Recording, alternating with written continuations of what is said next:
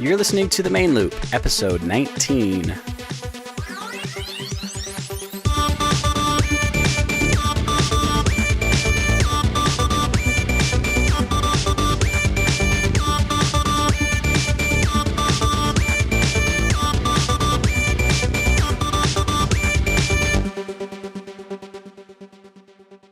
One before 20.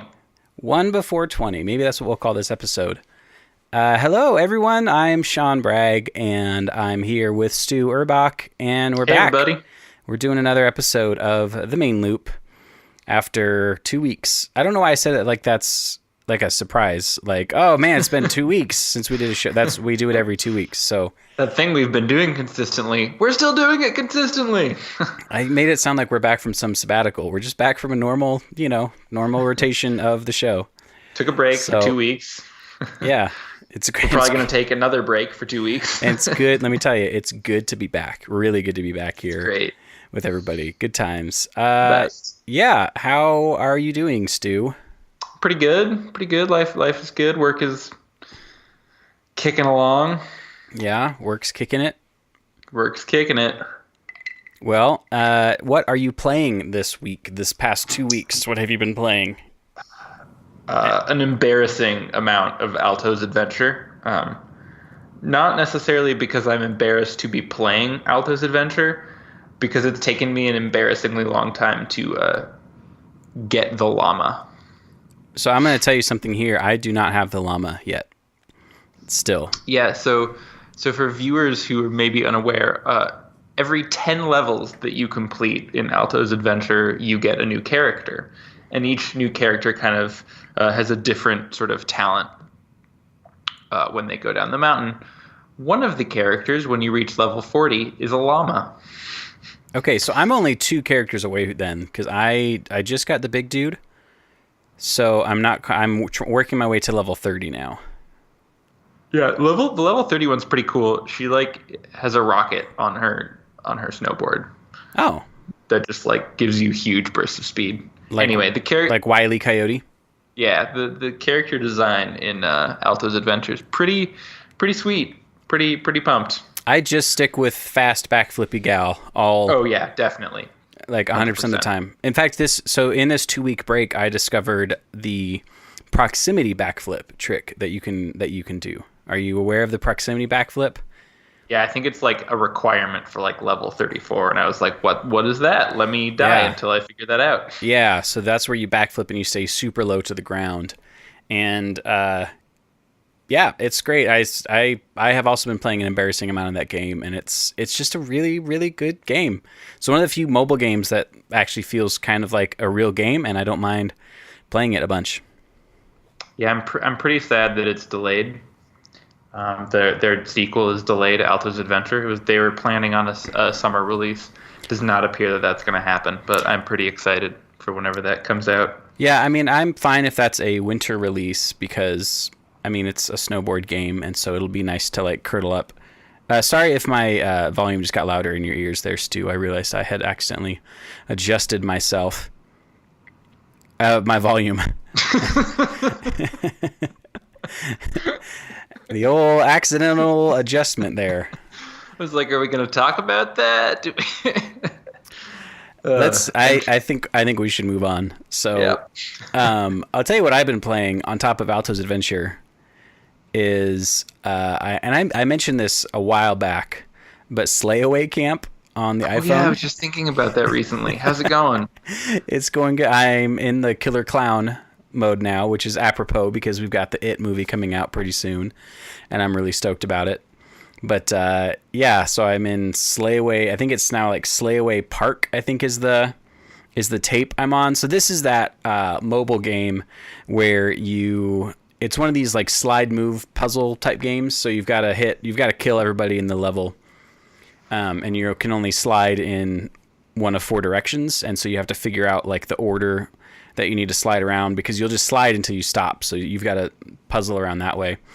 And the idea is you're the killer in one of these 80s horror movies. And it's got the Crossy Road art type style.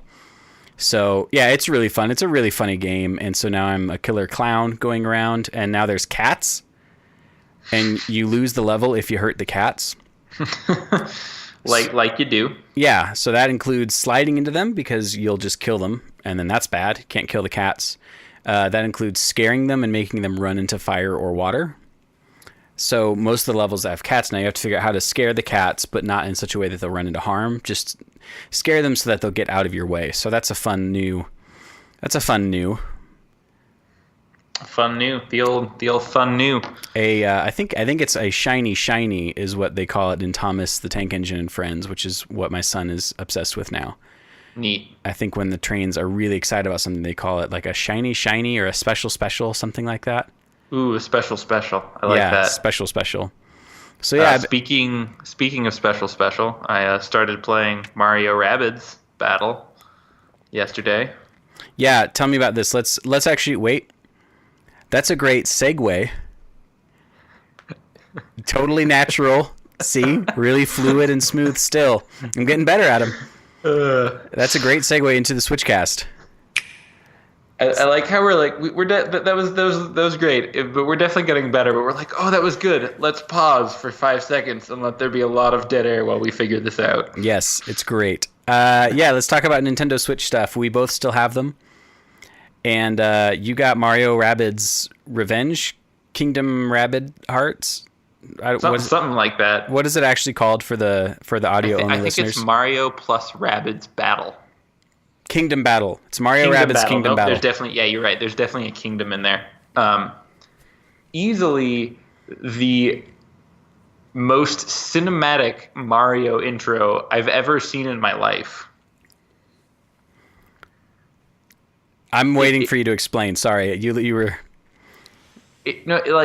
I don't know what it is. Like maybe Nintendo just like plays a lot of Overwatch in their spare time is what I'm starting to think, because like the cinematic felt like an Overwatch cinematic kind of, where like it starts with this like girl inventor is like building a VR headset that can combine things.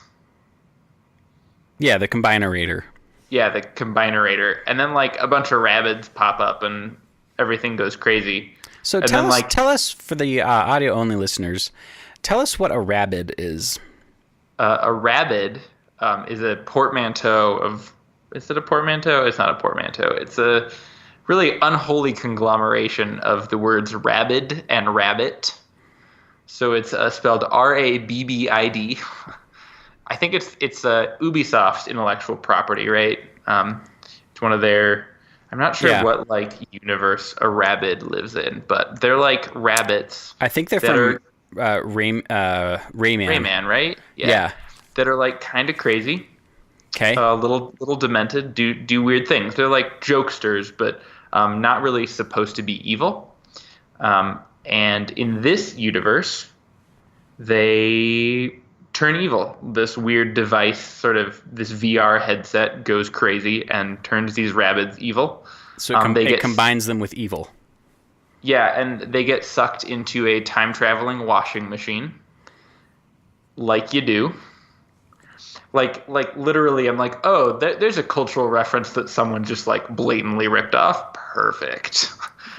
They get sucked in, and then like Mario, Luigi, and Peach are like accepting an award for something in front of a bunch of toads, and then they get sucked away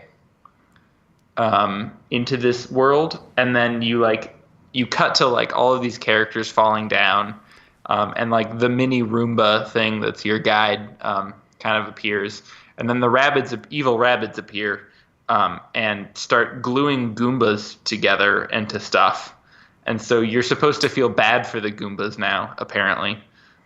So there's that. So there's Gloombas. Yeah, because like, they're gloomy and they're getting glued. Levels.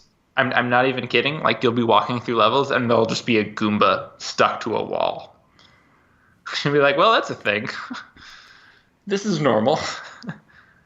But anyway, so I've made it through I think the first 3 or 4 levels now. It's like, it's definitely on the simpler side of like tactics-based XCOM type gameplay. Jumping on top of other characters. So if you like run your character into another one of your allied characters, it can leap. They like do a push off and jump to another area of the map as their move action. It's pretty fun.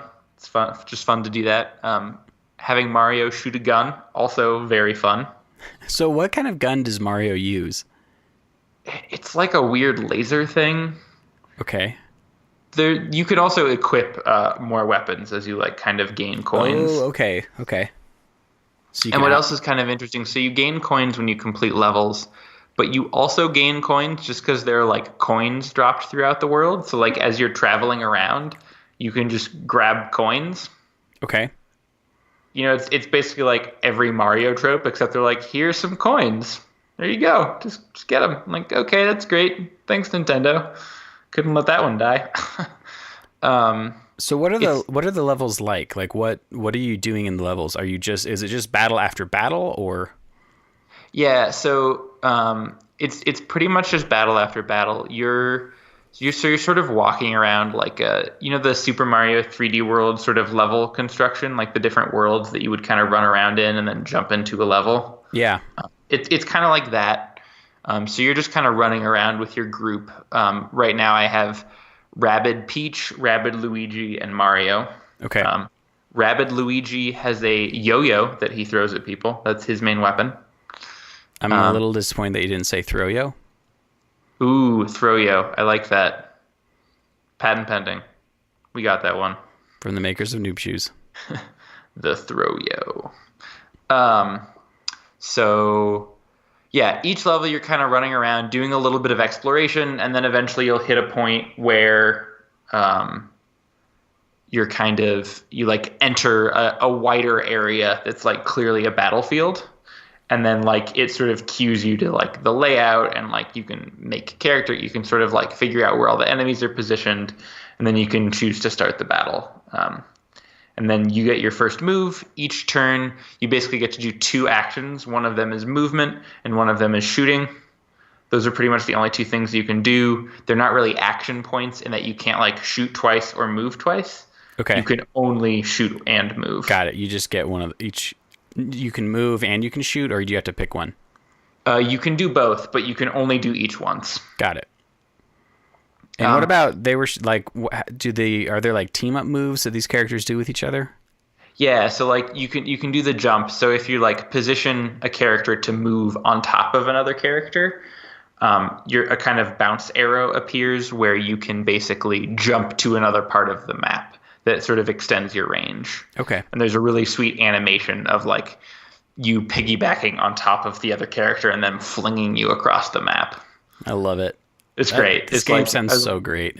I was like, I could do this part all day. It's great. Now, so it's all like Mario worlds, like Mushroom Kingdom type worlds, or are we in the Rabbid universe as well, or is it some weird like? Is it like, it's like Nexus? Some weird amalgamation. Okay. It's like pretty Mario-y, but not completely. I don't know a great way to describe it. It's like someone took a pretty generic 3D world and then kind of just like Mario-fied it a little bit. It's not particularly descript so far. And then as you unlock levels, you do have access to more equipment and your base kind of grows, but there's not a ton of that. It's not like XCOM where you're like doing base management type stuff and like managing your team of characters isn't a huge part of the game. It's definitely aimed more at a younger audience, which is perfect for me because I'm terrible at tactics games. My problem with anything, as soon as you say base building, I'm kind of like, oh no, that's all I'm going to do. Like Fallout 4 with its dumb like home base. Oh, you found a new like settlement where you can like set up shop, and now you can spend, if you want to, you could spend 3 hours breaking down all the garbage and all the dead trees and all the broken down cars and like crafting new things for them. And then that's what I do instead of like completing storyline or fighting enemies or exploring. I'm like, no. This shed has lots of rubble around that I need to break down in case I want to come settle here later. Yeah, so there's not a ton of that part of it. As you beat levels, basically you're freeing, quote unquote, the Rabbids from their like evil shackles. And so they like join your kingdom and start building stuff for you.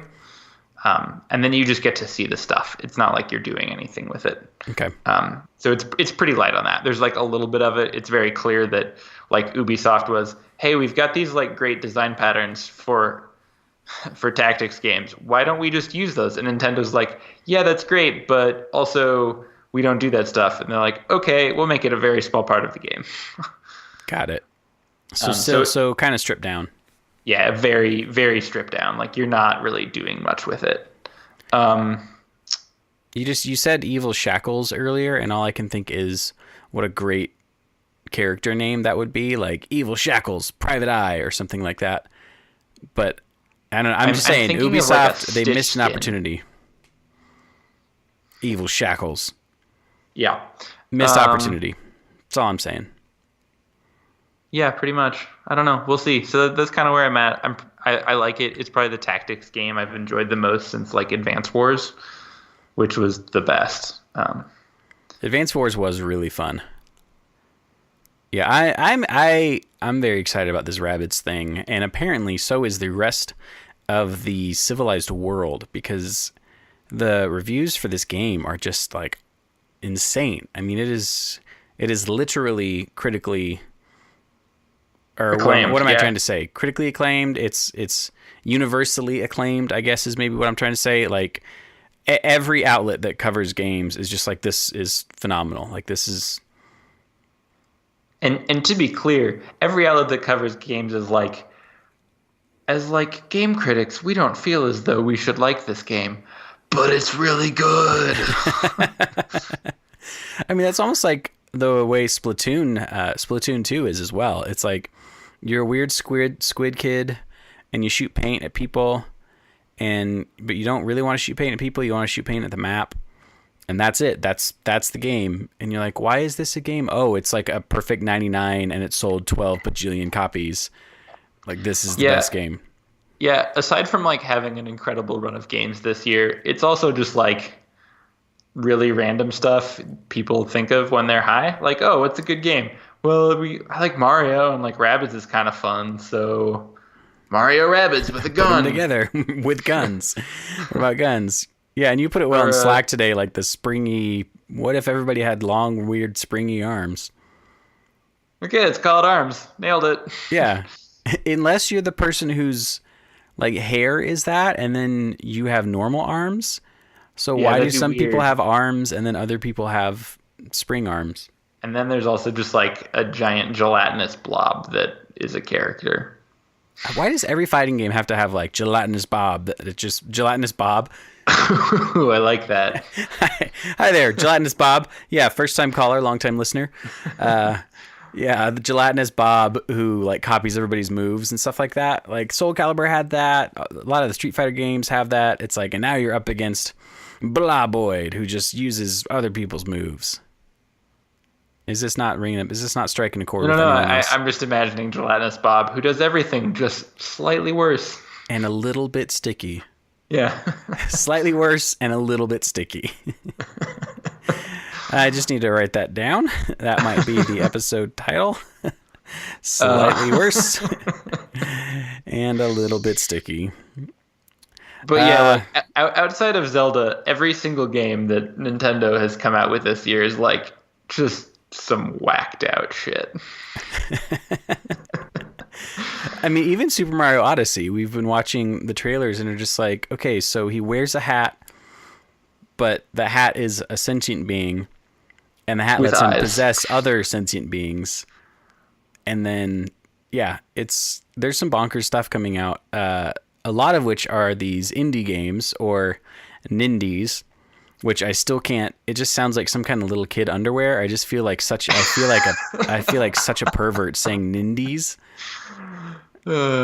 Nintendies, but that just sounds like a Tinder variant. That's really awkward. That's Nintendo's like wholesome, family-friendly version of Tinder. But that like locks your phone and deletes itself. It's just for your little me people to hook up. Yeah, you swipe left. Oh, it looks like you've been swiping for a while. You should step away from the screen. Wear the wrist strap while swiping.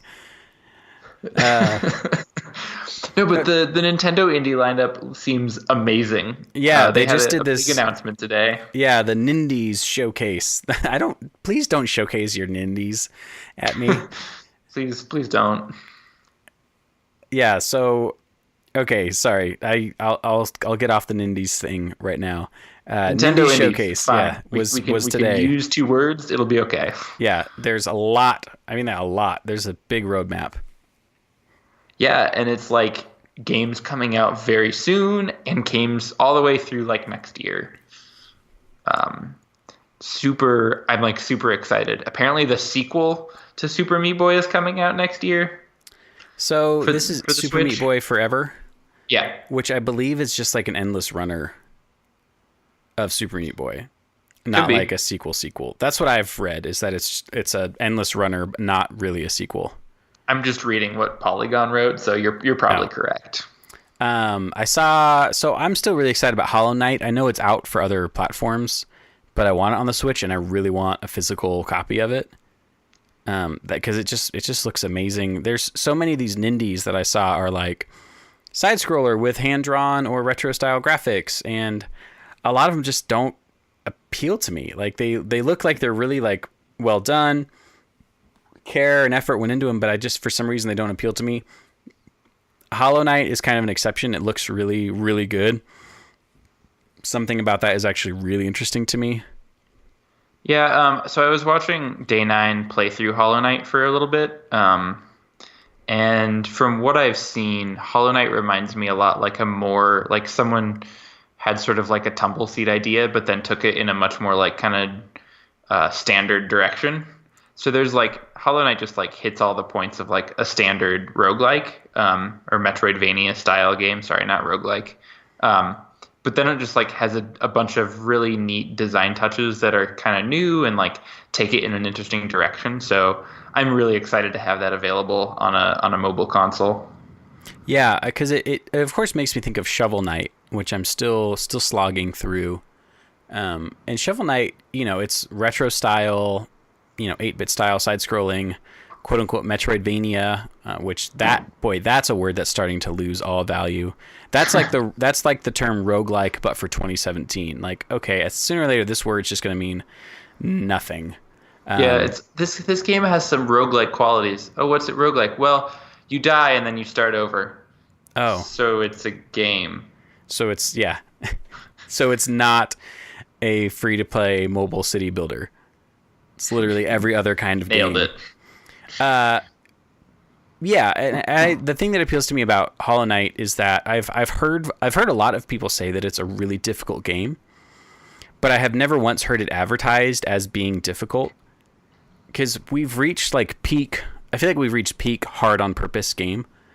Because of like the whole Dark Souls thing, where it's just like, oh, now we make games that are hard on purpose because we're trying to rekindle the whole. Oh, remember how hard NES games were? It's like, well, yeah, that's because they were hard for a lot of reasons. They were either badly designed, or they were really technically limited, or they were super short if they weren't hard, so they had to like make them last longer. Yeah, Or I they were remember just I was made by I was- people who hadn't been designing games for very long. Like video game design was like a 15-year-old practice, and they just didn't know how to like do good difficulty curves. Like there's a Yeah, lot I of mean, reasons. it reminds me of like a review I read about Crash Bandicoot where they're like, yeah, there were just some spots in like racing where if you came in second, you'd have to restart the level because it had to be hard. And I was like, that sounds awful. Yeah. Yeah, it's just this whole and I've complained about Shovel Knight suffering from that, and I've realized that Shovel Knight is actually really well done. Like it's a gruelingly difficult game where it can be, but it's not. It doesn't feel like, oh, it's just hard on purpose. It's just each screen. You just have to actually learn where the enemies are and what's the patterns, and just actually like plan a strategy through it, and then you can be successful. Whereas a lot of games just look like, okay, so it's just supposed to be hard on, we use the term roguelike as like, oh, it's just hard for the sake of hard. It's just really challenging Because you think that you're die a lot. Yeah, and you think that makes you a good designer just because, oh man, you're going to die 50 million times. Yeah, I'm really excited about Hollow Knight. Moderately excited about Dead Cells, and then like Stu bringing it back for us, ladies and gentlemen. He's just bringing us right back around. Well, there's just like a ton of indies that seem really cool that I'm just like, wow, this is really neat of Nintendo to actually do stuff like this. Like SteamWorld is coming out, like Golf Story, which is a golf RPG, which is a Switch exclusive. Go on. Go I'm, on. I'm probably not going to play this game, mind you. When you say But golf RPG, is this like one of those Persona type things where it's like a Japanese anime RPG where you're a golfer doing normal golf things and then also there's demons? I'm rewatching the preview right now and kind of, yes. Like the guy literally just took a shot from a swan boat into an island. Okay. Yep. This sounds like the worst game that I will ever play straight through in one night. This game just seems absurd.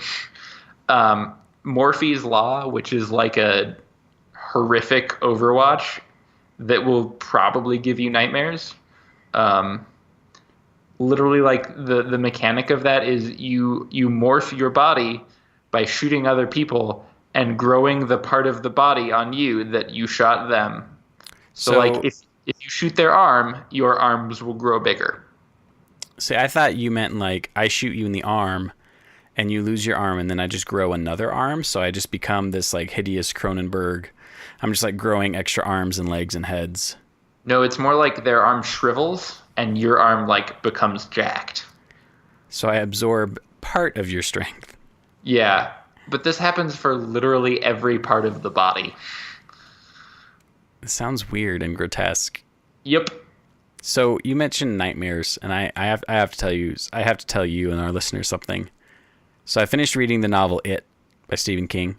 Oh boy. Because I had started it years ago, never made it all the way through. It's like an 1,100 page book, and it's very scary. And because I'm excited, because I loved the TV movie with Tim Curry as a kid, still love it today, and now there's this new It movie coming out, right? Well, I'm nodding. I'm still having some It nightmares. Like, oh man. I am straight up, for the first time in my life, I'm having scary dreams about It after reading this book. But I don't want to tell my wife because I'm worried that she'll be like, well, then you can't go see the movie. Yeah. Because you'll be up and you'll be weird at night forever because the movie freaks you out. And I'm partly like, well, I just want to go see the movie. And also I'm like, I'm a grown-ass man. I can go see a scary movie and not be affected by it. It's fine. But I'm kind of like, I'm having some spooky It dreams up in here. And I'm not so sure about seeing this movie now. So you saying... Yeah, I'm staying far away from that. So anyway, you saying nightmare just made me feel like I needed to get that off my chest there. So Yep. yeah, Morphe's Law. Other games include Sausage Sports Club. Which, Do not Google image search that one. Nope. It apparently looks like a bunch of dogs playing some sort of esports game. Sold. I'll take 10 copies, please. And there's like a bunch of hamburger-shaped crabs running around. Sausage Sports League? Sports Club. Club. Let me just send you the link. I'm not gonna. Let's not. The old Sausage Sports Club, if you know what I mean. Or maybe looks like it's 10th on the list. Oh, kind of sounds like a sandwich I would order somewhere. Yeah, I'll take the take the Sausage Sports Club. And then finally the one. Actually, no. There's like 4 more. Anyway, the one I'm kind of pumped about is Yono and the Celestial Elephants, which kind of looks like Zelda if Zelda were an elephant. Sorry, I'm watching the Sausage Sports Club trailer, and they're like, it looks like they're wiener dogs standing on their hind legs, and they're kind of pelvic thrusting each other off of platforms onto spikes. And now there's a soccer ball, and some books are involved, apparently. Yep, I have no words. This looks great. I love that this video says PAX West trailer. Like that lends it some credibility. Well, they showed it at PAX West. A physics game about adorable floppy-necked animal friends competing on a reality sports TV show. Wow. Can I also say that physics game is kind of getting up there with Metroidvania? Of like, that just means things flop around and just move random directions, and Hey, Sean, did you know that Zelda is a physics-based game? Fun fact. All games are physics based. We have objects interacting with other objects. That's physics based games. No idea what you're talking about. No clue. Oh, here's Morphy's Law. So let's see about this here. It looks terrifying. Yeah. Skip Deeply the painter. terrifying. Okay, so they're like sort of death. Oh, this actually looks a lot like Overwatch, kind of. It looks like Day of the Dead style art. Yeah, that's what I was trying to think of. Okay, yep, changing bodies. His head's getting large. You steal mass from other Morphies. That's weird. This video just said they might steal mass from the head or from the butt. And now you got a tiny butt Morphe. Wow, that is really something. I don't know if this, maybe we've reached peak indie game, actually. Like maybe we just shouldn't have indie games anymore. Right, at some point I'm just like, what is happening? Okay, so I did see this Lost Sphere, which is a really pretty looking like RPG. Here's Yoko Ono and the Celestial Elephants. Yoko. I like it. Yeah, it's like Zelda meets. It's like Oceanhorn, but if Oceanhorn were an elephant instead of. You're a little elephant. Yeah, you're an adorable little elephant. Okay. Yeah, like I'm down with that. I could definitely get down with that. Wow, there's just been so many of these they're announcing. We talked about today in Slack, Kentucky Route Zero. Oh yeah. I haven't played it yet on Steam. I've heard amazing things. Yeah, it looks kind of limbo-y. Yeah, it's more like Limbo meets like an American novel, kind of. I don't know, a better way to describe it. Yeah, I actually have a free copy on my PC as well from, it was like a Twitch Prime benefit reward a while back, and I haven't played it either. Maybe I suppose I should get on that. But anyway, I think the moral here is that there's just like a lot of really exciting, smaller indie games that are doing kind of neat things, that are really going to build out sort of a lineup of games that people will want to own for the Switch. Yeah, and what's crazy about it is just even some of the things we just saw, like Morphy's Law or Wiener Sports Slap Club, Sausage Sports Club. Yep. Wiener it's not Slap a league, Club. Sean. It's a club. Wiener Slap League. Just a lot of them look like things that you would see. No offense to anyone involved, but in kind of like the discount bin on Steam or something like that. Like, oh, here's this game. It's $8. It's $4. I'll pick that up and give it a whirl. The fact that it's coming to a Nintendo platform is just like crazy. Like, this is like the Nintendo Switch has all these indie games. It's just insane to see this like just plethora of indie games coming out. For the Nindies are no joke, is what I'm trying to say. Yeah, and I think like the fact that I can play it mobily is like an added seller for these. Like, I don't know, there's some games where I'm like, oh, if I could only play this in a console, I don't know how much time they'd see, just because it's like I don't really know if like sitting down for an experience is like the type of game I want to play. Yeah. And like sometimes I feel that way with Steam too, where it's like, sure, but also I could do all these other things. Whereas like if it's just mobile and it's like, oh, okay, I'm just like sitting on the couch while Callie's watching TV or something, and I want to play a game. Yeah, easy. I could easily pull one of these out, and I think that's great. Well, and again, that's an area where iOS has done really well of having these great mobile indie games, but the problem there is the limitation of touch controls, and that's still a huge limitation. Like, touch controls, unless it's really basic, really touch optimized, they're terrible. As soon as you're trying to convince me to use some sort of like on-screen joystick or D-pad, I'm out. No, it's awful. It's garbage. The mini gore style, the twin stick shooter, that was about as complex as touch controls could be, And that's where having these indie games on something like the Switch, again, like you said, it wins because I can take it with me, but I'm not sacrificing. I can take a lot of indie games with me on my phone, but I don't want to play a lot of them because it's touch controls. And so we talked about last week, we joked about it, but it is kind of like a golden age of indie console gaming. It's like what the PS Vita wanted to be, but it just wasn't because like 8 people bought it. Yeah, and I think the difference is like when I get home, I can plug the Switch into my TV and play Zelda on my TV, and that's awesome. And in between, I can do all these other things on the same device. Yeah. Yeah. And that's just like, it's incredible. And I'm really excited about it. I'm excited that it's like, it's not just, oh, these are things that will happen next year. It's like, nope, these are coming next month and will stretch out through next year. Yeah. And I'm excited to see they're like putting their money where their mouth is.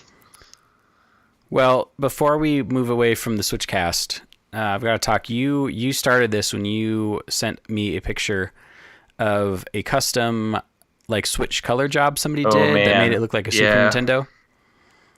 So I'm on the Nintendo Switch subreddit, and I'm starting to see this more and more. People doing these custom Switch color jobs.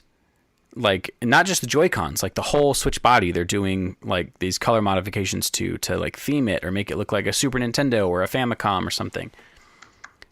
And it's just insane. Like, so the question I have is, would you ever do this? Cause I am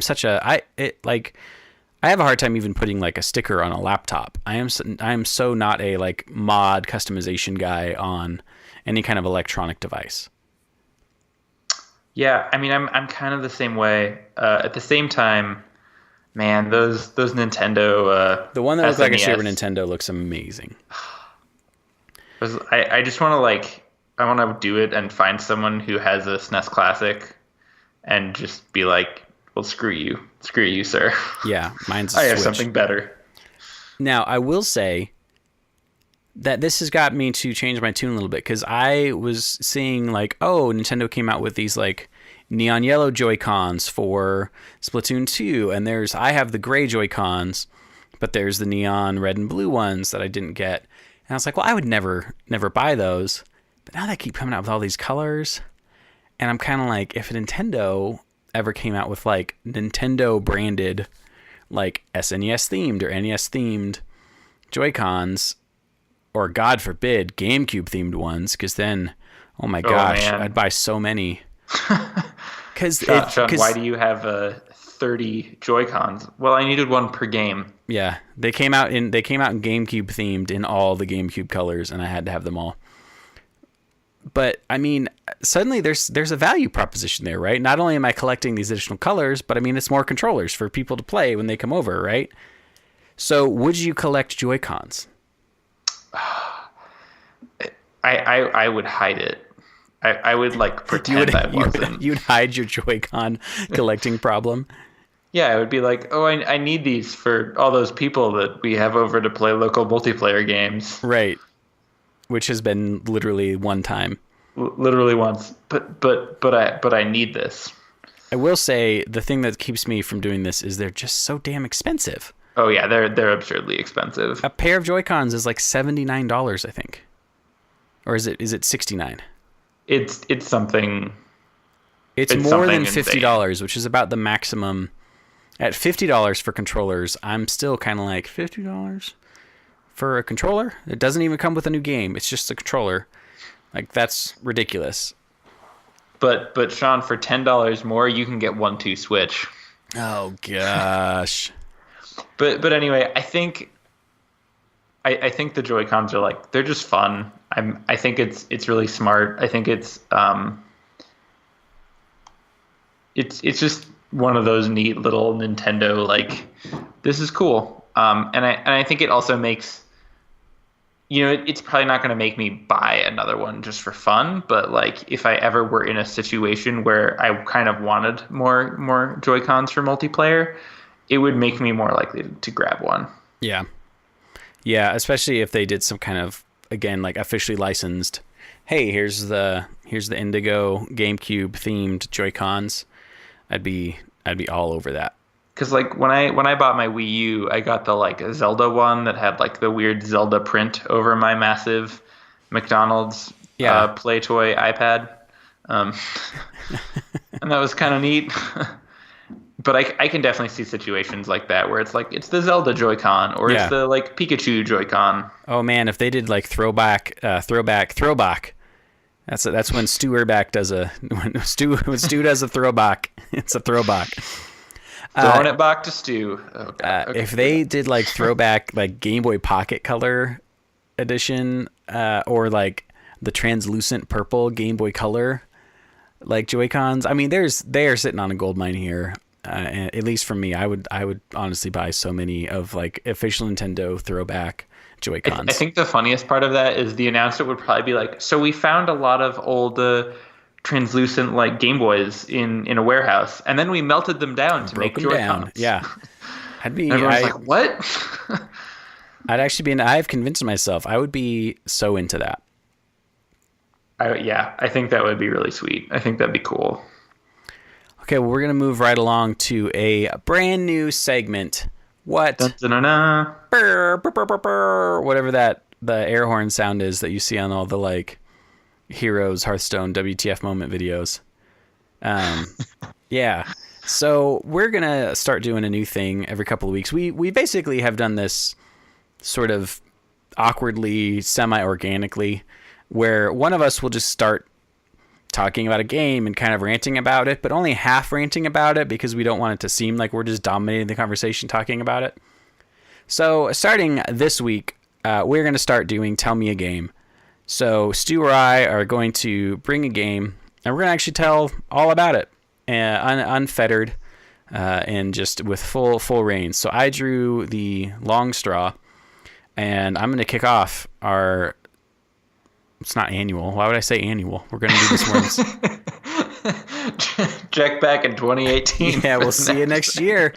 Our annual podcast. If you support us for $100,000 or more on Patreon, you'll get one next week. All right.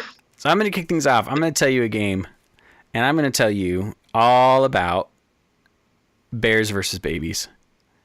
Bears beats Battlestar Galactica. Baby Star Galactica. Damn, I got it Baby wrong. Star Galactica. That's coming something I next want. year to the Nintendo Switch. Yeah, so I'm going to tell you all about Baby Sausage Sports Club. Sean, you know we're both going to buy this game. Yes, I know. And we're probably going to play it a ton on my new multicolored Joy-Cons. Joseph and the Amazing Technicolor Joy-Cons. So I'm going to tell you about this game, Bears versus Babies. This is a physical game. This is a card game that you play with real people using real material goods. Are those supplied? Are the people supplied with the purchase? The people were for Kickstarter backers at a level above where I was. Okay. Okay, perfect. Yeah, so this is a card game that I actually backed on Kickstarter. It's the second game I ever backed on Kickstarter. And it is from the same... I would say messed up people who did Exploding Kittens. So that's sort of a tag team between, I believe, members of the Cards Against Humanity team. Yep, definitely in that vein. And then the artist is Matthew, I don't remember his name. He is the Oatmeal. So if you've ever seen anything online from the Oatmeal, it's a web cartoon and there's prints and infographics and stuff. Very, very recognizable art style. He did the art for Exploding Kittens and now also for Bears versus Babies. So this is I think you need 3 players at least, 3 to 5 players, and you the goal is that you're trying to defend yourself against baby armies.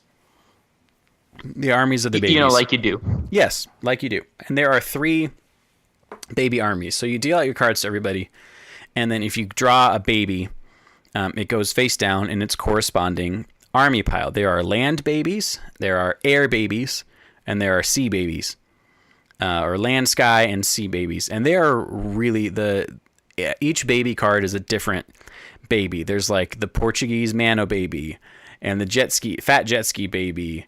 There's like pterodactyl baby, There's also a bunch of fake babies which don't do any damage, so it'll be like a watermelon with just a drawing of a baby's face like taped to the front of it. So there's these baby armies, and you are trying to defend yourself against them. So on your turn, you can start building a monster. So a monster starts with a head, and then you add on parts from there. And so the way each monster part card works is there are stitches along one or more of the sides. So heads have 3 stitches along the bottom. They can only connect to something with 3 stitches up at the top, which is usually like a torso.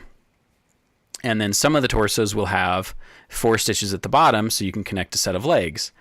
And it'll be like, the head will be like a pigeon with health problems, and you can connect that to a torso that'll say something like, who's made out of meat and pain. And it's just a big pile of meat. And then the legs might be on cool cyborg legs. And so when you're done, you'll have a pigeon with health problems who's made of meat and pain on cool cyborg legs. That's your full monster. And then the amount of parts that you have add up to that monster's total power. So you might have a 6 power monster ready to defend against a baby army. The monsters It just dovetails nicely with the horror theme we've been going with today. Yeah, stuff of nightmares. So basically on your turn, you can either you can do 3 things, or you can do 1 thing. So you can take up to 3 actions, which are drawing cards, basically drawing cards and playing cards. Each count as an action. Or you can spend your whole turn and provoke one of the baby armies. So you can say, I provoke the land baby army. And then you turn up all the babies in that army. You add up their total power. And then anybody who has monsters that correspond to that, because all the monsters have types as well. So if I provoke the land baby army, everybody that's got land type monsters is now going to be in the fight. And whoever can beat the army. So if you have 2 land monsters and they equal 8 power and the baby army is 6, and I've only got 6 power, well, you're going to actually win. You get all the baby cards, and now you get all those points. So the goal is to keep provoking these, because once we run out of babies, then whoever has the most points wins. But what's interesting is any monster that fights, everything from it gets discarded. So it's actually I actually think it's a really good design point, because it actually keeps the game moving along. The game, as you play it, has some of the chaotic, just silliness feel to it of like Munchkin. But the problem with Munchkin is because I really enjoy Munchkin, but there are a lot of rules and just mechanics to try to like explain to a new person. And the games can be really long. Yeah, and a lot of mechanics that don't necessarily like make the game less random. Right. Bears vs. Babies, the randomness is in just the art and the silliness of what you're doing. Like you can add an arm that's a T-Rex holding nunchucks, or a gross looking hand where all the fingers are just guns. And so there's the silliness and randomness there. But for the most part, you build up your monsters, and then when you're ready, you use your turn, you fight, and then everybody loses any monsters that fought. And so you're keeping this natural pace. Because once the draw pile is empty, then the game's over, and you just see who has the most points. There's no reshuffle the discards or anything like that. So it's nice that you can always kind of see when, like, okay, we're reaching the end of the game, in a few more turns as we draw cards. The other thing you can do on your turn is dumpster dive. You can spend your whole turn, and you can just take any card from the discard pile. And so that's kind of a fun way if you're like, I don't have any torsos, and then you can go dumpster diving for that. So I've played it a few times with friends. It's actually a really fun game, because it has some of the sort of fast-paced kind of pressure like Exploding Kittens has or something like that. But I'm trying to think how to say it. Like, you have this common goal. You all want to beat the babies, but you are still trying to obviously win. So one thing you can do is you can actually provoke a baby army on your turn, even if you don't have any monsters that can fight it. So I could just be like, I provoke the land babies. And then you would have to fight it if you have land monsters. And you might lose, but I don't have any skin in the game at that point. So there are some things like that you can do, but it's not as much like Munchkin, where you can just spend the whole game just trolling people, and it's not as fun that way. So yeah, that's sort of the condensed version of it. I did back it on Kickstarter. and it came in this amazing box that's covered in like fake bear fur. So I have this like fuzzy box that holds all the cards, which is great. Sorry, I just thought of fuzzy Joycons. Oh man, Anyway. Shag Joycons. I would be so down for that. This is a completely steel Joy-Con. Weighs 5 pounds. Each one weighs 5 pounds.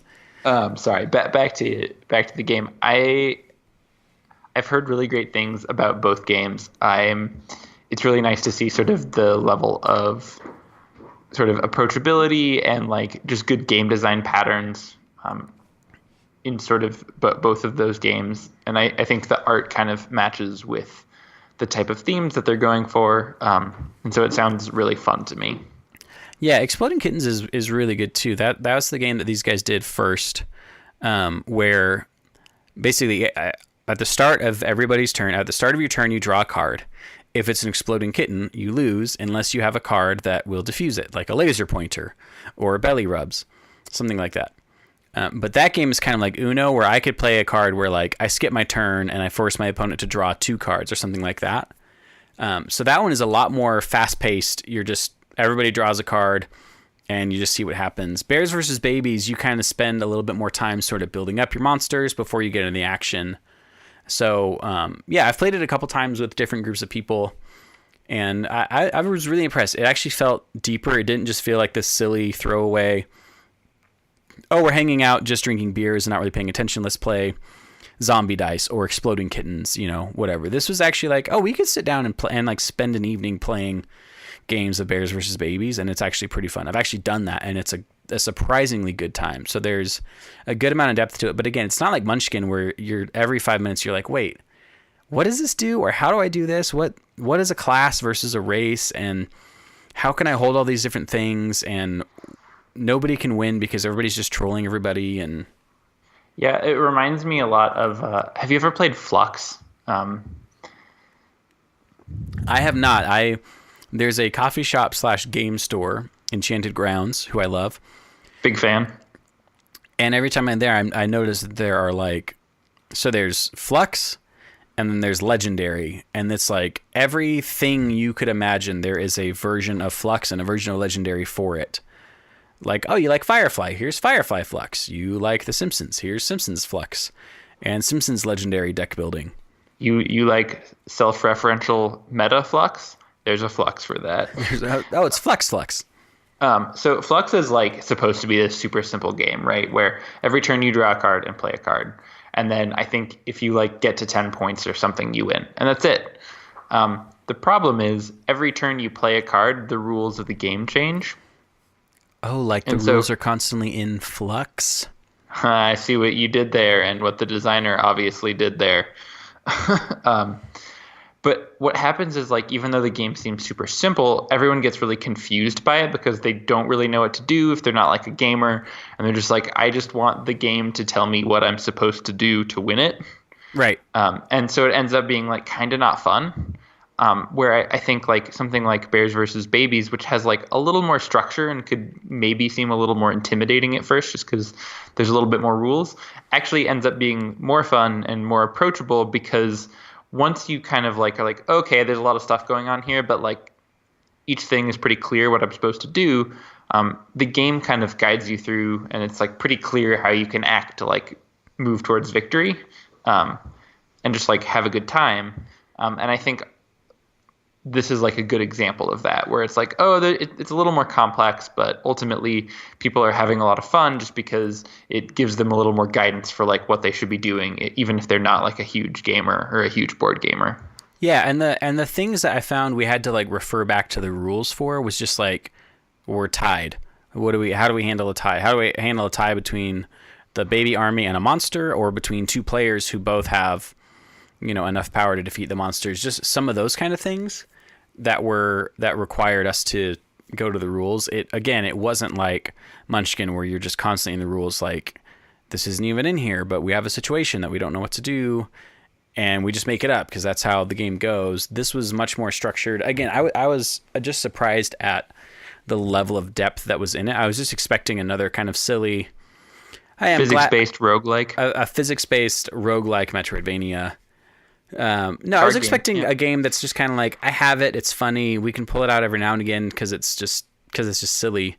This was actually like, hey, do you want to play Bears versus Babies? Like, this is a legitimate game that also happens to have a really silly premise and really funny artwork and stuff like that. So overall, I would give it 4.5 little Sean heads out of 5. Out of 5 Sean heads? Out of 5 Sean faces, I would give it like 4.25. Am I also going to be using Sean faces for my rating, or do I use Stu faces? You know, you can use whatever you want. You could use Stukov faces. You can use noob shoes. Can I You can use use Joycons. You can throwback use face? solid steel Joycons. Solid gold. I like a gold. What if they come out with the Joy-Con edition, which is like, this is solid gold or porcelain, and they cost $1,200. Also, they crack if you use them. Yeah. No, but so that sounds really cool. I always love games like that. I used to be. I'm sure a lot of my more normal friends would consider me still a pretty hardcore gamer, but the types of board games that I like are ones that are like pretty approachable like that, but still deep, just because they get to the table more often and I can play them with people that don't play board games all the time. Right.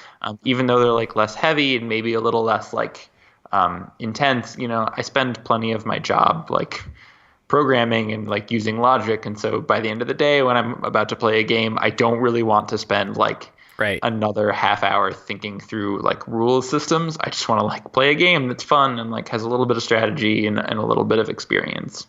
And this sounds like that. And the approachability is a huge factor. I mean, obviously there's extremes, like Go Fish is really approachable, but I don't really want to sit down and play that with my buddies. But like, my wife got me the Dungeons & Dragons 5th edition starter set with a starter campaign for my birthday. My birthday was in January. I have still not had anyone over to play it because I got to find people who are going to commit to several hours of learning and figuring it out as we go. Bears versus Babies, I can throw that in the car, head to meet some buddies for beers. We can play that, have a good time, but also feel like it's not just we're not just sitting there playing Go Fish or Uno or something. Like, we're actually we're playing something. Yeah, it kind of reminds me like what we were talking about with like the Nindies. Ugh, I just feel awful saying that. It's a dirty word. Where like heavier games, like I'm fine doing that if they're like really, really well crafted and I'm like getting a lot out of it. Like, I'll be down, right? Like Legend of Zelda Breath of the Wild. It's like, it's so well crafted that I'm like, awesome, let's spend like 50 hours doing this. Yeah. But like with shorter games, I want to be like, okay, this has some meat, but it's still pretty casual. But I want to put some thought into it. I want to see some good design, but I also want it to be approachable and cheap. And I think this definitely fits into that category from what I've heard you say. Yeah. Well, we need to play it sometime. We'll do an IRL episode and we will play it. For sure. Well, we are approaching the 1 hour mark, and so I think it's about time to call that. This has been fun. We've learned and we've grown. We've shared some laughs and some tears. Is that a requirement? Am I supposed to have learned? Did I learn You're supposed to demonstrate a growth mindset, Stu. Sean, did I learn anything? You learned about Tell bears me, Sean, and did babies. I learn? You learn who wins in a fight between a pterodactyl baby. The pterodactyl babies, not platypus. Yeah. There might be a duck-billed platybaby, but now you know who would win in a fight between him and a pigeon with HIV and a meat body. Sorry, I'm actually just thinking of like an adorable chibi platypus wearing noob shoes right now, and it just, I'm enjoying that thought. Yeah, so I like it with his collector Joy-Cons. Yep. All right. Well, that's great. Yeah, this was episode 19 of The Main Loop. If you've been enjoying the show, we would ask a little favor of you, and that's if you head to the Apple Podcast app or iTunes or Google Play, wherever you get the show, and leave us a review, leave us a star rating. It helps people find the show. It helps more people learn about us. It helps us know that someone out there loves us, because we're just little orphans, and without your reviews, how will we ever know what it is to be loved by another human? We're just little bears in a world full of babies. That's right. So, yeah, you can also follow us on Twitter at The Main Loop. You can follow me on Twitter. I'm at Sean M. Bragg. It's Brage at the end. You can email us, mainloopshow@gmail.com. You can read Stu's blog, amateurmythology.wordpress.com. It's good. He's writing a bunch. It's up to date. I'm on the internet again. It's great. Yeah, and if it's easier for you to listen to the show at work by opening YouTube in a Chrome tab and leaving it in the background, you can also find us on YouTube now at The Main Loop. Search for us there. There's an updated playlist of just every episode that you can just throw that on in a tab and let that play in the background if you like. So really, we are making it as easy as possible for you to get the show. And all that we ask in return is that you listen and enjoy it. So yeah, I think that is it. That'll do it. Cool. We will be back in 2 weeks to talk about more to air our Nindies. All of the Nindies. Let me show you my Nindies. I'll play myself out.